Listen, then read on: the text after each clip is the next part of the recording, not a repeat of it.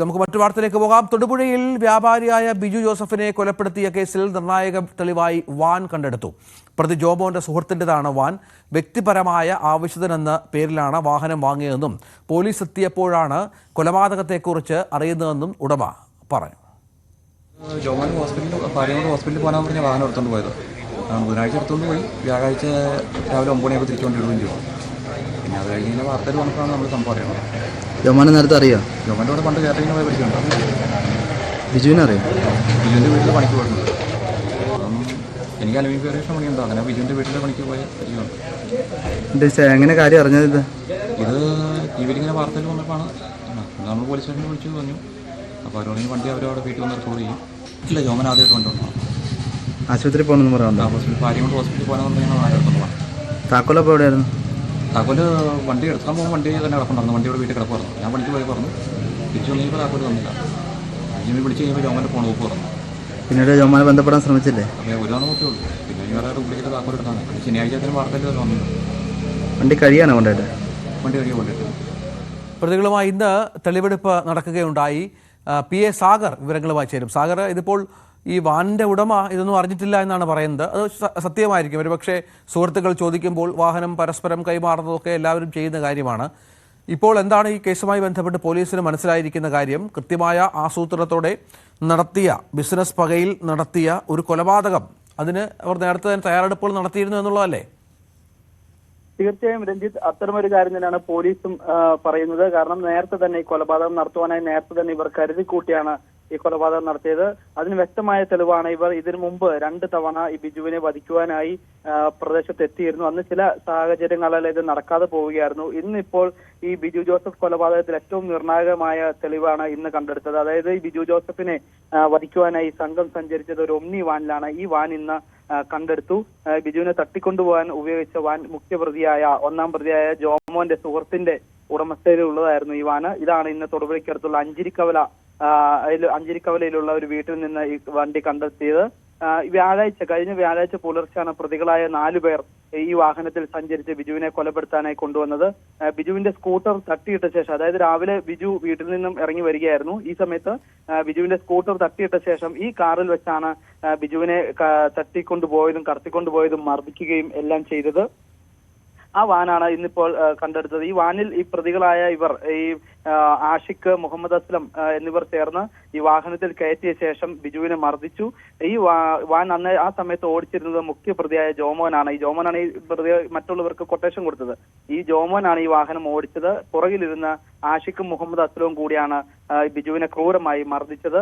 ഈ ബിജു സഞ്ചരിച്ച സ്കൂട്ടർ കേസിലെ 4-ാം പ്രതിയായ ജോമിൻ എന്നയാൾ എറണാകുളം വൈപ്പിനിൽ ഒരു കേന്ദ്രത്തിൽ കൊണ്ടുവച്ചിരിക്കുകയാണെന്നാണ് പോലീസ് പറയുന്നത്. ഈ സ്കൂട്ടറും ഇനി കണ്ടെത്താനുണ്ട്. എന്നാൽ ഈ ഒമ്നി വാൻ ഈ ജോമൻ എടുത്തത്, സുഹൃത്തിന്റെ വാഹനം എടുത്തത് ജോമന്റെ ഭാര്യയുടെ ചികിത്സയ്ക്കായി ആശുപത്രിയിൽ അത്യാവശ്യമായി പോകണം എന്ന് പറഞ്ഞാണ് വാഹനം കൊണ്ടുപോയതെന്നാണ് ഈ ഒമ്നി ഉടമ സിജോ എന്നയാൾ നമ്മോട് പറഞ്ഞിരിക്കുന്നത്. ഈ സിജോ ഇക്കാര്യങ്ങളെല്ലാം വാർത്തകളിൽ കൂടെയാണ് അറിഞ്ഞത്. ഈ കൊലപാതകം നടന്ന ദിവസം രാവിലെ 9 മണിയോടെ തന്നെ വാഹനം ഈ ജോമൻ സിജോയുടെ വീട്ടിലെത്തിച്ചു. തുടർന്ന് ഈ സിജോയുടെ വീട്ടിലെത്തിച്ച ശേഷം ജോമൻ പോവുകയായിരുന്നു. ഈ വാഹനത്തിന്റെ താക്കോൽ ചോദിച്ച് പലതവണ സിജോ ജോമോനെ ബന്ധപ്പെടാൻ ശ്രമിച്ചെങ്കിലും ഫോൺ സ്വിച്ച് ഓഫ് ആയ നിലയിലായിരുന്നു. പിന്നീടാണ് മാധ്യമങ്ങളിലൂടെ ഈ കൊലപാതക വിവരം അറിയുന്നത്. അപ്പോൾ തന്നെ സിജോ തൊടുപുഴ പോലീസിൽ ഇക്കാര്യം സംബന്ധിച്ച് വിവരം നൽകി. എന്തായാലും ഈ ജോമോൻ ഈ വാഹനം കൊണ്ടിട്ടത്, വാഹനം കഴുകി വൃത്തിയാക്കിയ ശേഷമാണ് കൊണ്ടിട്ടത്. എന്നാലും ഇന്ന് രാവിലെ വന്ന ഫോറൻസിക് വിരലട വിദഗ്ധർ ഇതിൽ നിന്ന് ആവശ്യത്തിനുള്ള തെളിവുകൾ ശേഖരിച്ചു കഴിഞ്ഞു. ഇവർ വാഹനം ഈ പോലീസുകാരുടെ നേതൃത്വത്തിൽ വാഹനം തൊടുപുഴ പോലീസ് സ്റ്റേഷനിലേക്ക് മാറ്റുകയും ചെയ്തു. ഫോറൻസിക് സംഘത്തിന്റെ ശാസ്ത്രീയമായ പരിശോധന വാഹനത്തിൽ ഇനിയും നടക്കുവാനുണ്ട്. വാഹനത്തിനുള്ളിൽ നിന്ന് രക്തക്കറ അടക്കമുള്ളവ ഉണ്ടായിരുന്നതാണ് ഫോറൻസിക് സംഘത്തിന്റെ ആദ്യ പരിശോധനയിൽ കണ്ടെത്തിയത്. പ്രതികളുമായി ഇനിയും തെളിവെടുപ്പ് തുടരും. ഇന്നലെയാണ് കേസിലെ 3 പ്രതികളെ തൊടുപുഴ പോലീസ് 5 ദിവസത്തേക്ക് കസ്റ്റഡിയിൽ വാങ്ങിയത്. പ്രധാനമായും ബിജുവിനെ തട്ടിക്കൊണ്ടുപോയ വാൻ കണ്ടെത്തുക എന്നത് തന്നെയാണ് ഈ അന്വേഷണ സംഘത്തിന്റെ പ്രധാന ലക്ഷ്യം. മറ്റ് പ്രതികൾക്കെതിരെയും, ഈ കേസിൽ 4 പ്രതികൾക്കെതിരെയും കൊലക്കുറ്റം ചുമത്തിയിട്ടുണ്ട്. തട്ടിക്കൊണ്ടുപോകൽ, ഗൂഢാലോചന, കൊലക്കുറ്റം തുടങ്ങിയ വകുപ്പുകളാണ് ഇവർക്കെതിരെ ചുമത്തിയിട്ടുള്ളത്. ഇത് കൂടാതെ ഈ കൊല്ലപ്പെട്ട ബിജുവിന്റെ ഭാര്യ മഞ്ജുവിന്റെ മൊഴിയും പോലീസ് ഇന്ന് രേഖപ്പെടുത്തും. മറ്റൊരു പ്രധാനപ്പെട്ട കാര്യം, ഈ കാപ്പ കേസിൽ റിമാൻഡിലുള്ള ഈ കേസിൽ തന്നെ ഒരു പ്രതി ആഷിഖ് ജോൺസൺ തൃശൂർ ജയിലിലാണ്. ഇയാളെ കസ്റ്റഡിയിൽ വാങ്ങിക്കാനുള്ള നടപടിയും പോലീസ് സ്വീകരിച്ചു വരുന്നുണ്ട്. രഞ്ജിത്ത്. മറ്റൊരു കാര്യം, ഈ കൊട്ടേഷൻ സംഘം ഈ ബിസിനസ്സിൽ ചില പരാജയങ്ങൾ ഉണ്ടായിരുന്നു. ഇതിൽ നഷ്ടപരിഹാരം നൽകുമെന്ന് പറഞ്ഞിരുന്നു. ഇതുമായി ബന്ധപ്പെട്ടൊരു കരാറുണ്ടായിരുന്നു. ആ കരാർ ലംഘനമാണ് ഈ വലിയ കൊലപാതകത്തിലേക്ക് നയിച്ചത്, നമുക്കറിയാം. പക്ഷെ അപ്പോഴും ഈ ഇങ്ങനെ അടുത്ത ഒരു സുഹൃത്തിനെ അല്ലെങ്കിൽ ബിസിനസ് പങ്കാളിയെ കൊലപ്പെടുത്തുക എന്ന് പറയുന്ന ഒരു മാനസികാവസ്ഥയിലേക്ക് ഇയാൾ എത്തണമെങ്കിൽ അതിന് കൊട്ടേഷൻ സംഘങ്ങളെ ഏർപ്പെടുത്തണമെങ്കിൽ നമുക്കറിയാം ഇപ്പോഴത്തെ എല്ലാ കൊലപാതകങ്ങളും പിടിക്കപ്പെടും. സ്വാഗർ, യാതൊരു സംശയവുമില്ല. പുതിയ കാലത്തിൽ പോലീസിന്റെ അന്വേഷണ സംവിധാനങ്ങൾ വളരെ വിപുലമാണ്. അവർ ഏത് തരത്തിലും അത് കൈകാര്യം ചെയ്യുകയും മറ്റും ചെയ്യും. പക്ഷെ ഇങ്ങനെ പിടിക്കപ്പെടാതെ ഈ സംഗതി നടപ്പിലാക്കാം എന്നുള്ള വിചാരമായിരുന്നോ, അതോ കേവലം മർദ്ദിച്ച് ഇയാളെ ഈ പണം വാങ്ങാമെന്നുള്ള വിചാരമായിരുന്നോ? മർദ്ദനത്തിനിടയ്ക്ക് സംഭവിച്ച മരണമാണോ? അത്തരം വിവരങ്ങൾ എന്തെങ്കിലും പോലീസ് പങ്കുവെക്കുന്നുണ്ടോ? തീർച്ചയായും അത്തരം ഒരു കാര്യത്തിൽ വ്യക്തത വരുന്നുണ്ട് രഞ്ജിത്ത്. കാരണം ഇവർ ഈ കൊല്ലപ്പെട്ട ബിജു ജോമോനുമായി ഒരു കരാർ ഉണ്ടാക്കിയിരുന്നു. അത് ഉപ്പുതറ പോലീസ് സ്റ്റേഷനിലാണ് അത്തരത്തിലൊരു കരാർ ഉണ്ടാക്കിയത്. ആ കരാർ പ്രകാരം ആംബുലൻസ്, ഫ്രിഡ്ജ്, റെഫ്രിജറേറ്റർ ഉൾപ്പെടെ, അതായത് മൊബൈൽ ഫ്രീസർ ഉൾപ്പെടെ ജോമോന് തിരികെ നൽകാം, കുറച്ച് പണവും തിരികെ നൽകാം എന്ന രീതിയിലെല്ലാം തന്നെ കരാർ ഉണ്ടായിരുന്നു. ഈ കരാർ വ്യവസ്ഥകളെല്ലാം ലംഘിച്ചു. ജോമോൻ ബിസിനസ്സിൽ വളരെയധികം താഴെ പോവുകയും ചെയ്തു. ജോമോൻ ചെയ്ത ബിസിനസ്സുകളെല്ലാം തന്നെ തകർന്നു. ജോമോന്റെ കുടുംബപരമായ കാര്യങ്ങൾ കൂടി നടക്കാതെ കഴിയാത്ത ഒരു സാഹചര്യമായിരുന്നു ജോമോന്റെ മുമ്പിൽ ഉണ്ടായിരുന്നത്. ഈ ഒരു സാഹചര്യത്തിൽ ബിജുവിനെ തട്ടിക്കൊണ്ടുപോയി ഭീഷണിപ്പെടുത്തുക എന്ന ഉദ്ദേശം മാത്രമായിരുന്നു ഉണ്ടായിരുന്നുള്ളൂ എന്നാണ് ജോമോൻ പോലീസിന് നൽകിയിരിക്കുന്ന മൊഴി. ഈ മൊഴി എത്രമാത്രം വിശ്വാസത്തിലെടുക്കണം എന്നതിനെ കുറിച്ച് പോലീസ് മറ്റു പ്രതികളെ കൂടി ചോദ്യം ചെയ്താൽ മാത്രമേ അതിലൊരു വ്യക്തത വരികയുള്ളൂ. എന്തായാലും ജോമോൻ നൽകിയിരിക്കുന്ന മൊഴി ഇത്തരത്തിലുള്ളത് തന്നെയാണ്. അതിനു വേണ്ടിയിട്ടാണ് ജോമോൻ ഈ ബിജുവിനെ തട്ടിക്കൊണ്ടുപോയത്. ഈ തട്ടിക്കൊണ്ടുപോയ സമയത്ത് ജോമോൻ വാഹനം ഓടിച്ചു. തൊട്ടുപുറകിലായിരുന്നു ഈ ഒമ്നി വാന്റെ പുറകിലത്തെ സീറ്റിലാണ് പ്രതികളായ മുഹമ്മദ് അസ്ലവും ആഷിഖും ഇരുന്നത്. ഇവരാണ് ബിജുവിനെ വലിച്ചു വണ്ടിയിൽ കയറ്റിയതും മർദ്ദിച്ചതുമെല്ലാം. ഈ വാഹനത്തിൽ കയറ്റിയ ബിജു ഉടൻ തന്നെ കയറ്റിയപ്പോൾ കിടന്ന് ഒച്ച വെച്ചു. ഈ ഒച്ച വെച്ചപ്പോൾ മിണ്ടാതിരിക്കാൻ വേണ്ടിയാണ് ഈ മുഹമ്മദ് അസ്ലവും ആഷിഖും കൂടി ചേർന്ന് ബിജുവിന്റെ കഴുത്തിൽ ചവിട്ടിപ്പിടിച്ചത്. ഈ സമയത്താണ് മരണം സംഭവിച്ചതെന്നാണ് പോലീസ് പറഞ്ഞത്. അത്തരത്തിലേക്കാണ് ഇതൊരു കൊലപാതകത്തിലേക്ക് ഇത് എത്തിയത്. ജോമോൻ ഇടയ്ക്ക് വാഹനം ഓടിച്ചിരുന്ന സമയത്ത് ബിജു പുറകിൽ കിടന്ന് ഒച്ച വെച്ച സമയത്ത് ബിജുവിനെ മർദ്ദിച്ചു എന്നും പോലീസ് പറയുന്നുണ്ട്. അതായത് വായിൽ തുണി തിരുകാൻ വരെ ജോമോൻ ശ്രമിച്ചു എന്നാണ് പോലീസ് പറഞ്ഞത്. അത്തരത്തിൽ വാഹനം ഓടിച്ചുകൊണ്ടിരുന്ന സമയത്ത് പോലും ജോമോനും ബിജുവിനെ ക്രൂരമായി മർദ്ദിച്ചു. അത്തരത്തിലൊരു ക്രൂര മർദ്ദനമേറ്റ് തന്നെയാണ് ഈ ബിജു കൊല്ലപ്പെട്ടെന്ന കാര്യത്തിൽ യാതൊരു സംശയവുമില്ല. തുടർന്ന് ഇവർ കൊല്ലപ്പെട്ട് ഈ ഗോഡൌണിൽ എത്തിച്ച്, ജോമോന്റെ ഉടമസ്ഥതയിലുള്ള ഒരു ഗോഡൌൺ ഉണ്ട് തൊടുപുഴയ്ക്കടുത്ത്, ഈ ഗോഡൌണിൽ എത്തിച്ച് ഇവിടെ കൊണ്ടുപോയി കെട്ടിയിട്ടതിന് ശേഷം ഭീഷണിപ്പെടുത്തി പണം വാങ്ങുക എന്ന ഉദ്ദേശമായിരുന്നു ജോമോന് ഉണ്ടായിരുന്നത്. എന്നാൽ അതിനു മുമ്പ് തന്നെ ഈ ബിജു മരണപ്പെടുന്ന ഒരു സാഹചര്യത്തിലേക്ക് കാര്യങ്ങൾ എത്തി. തുടർന്നാണ് ഇവർ ഈ ഗോഡൌണിൽ എത്തിച്ച് ഈ മാൻഹോളിലേക്ക് ബിജുവിനെ തള്ളിയിടുകയും ഈ മൃതദേഹം മറവ് ചെയ്യുകയും ചെയ്തത്.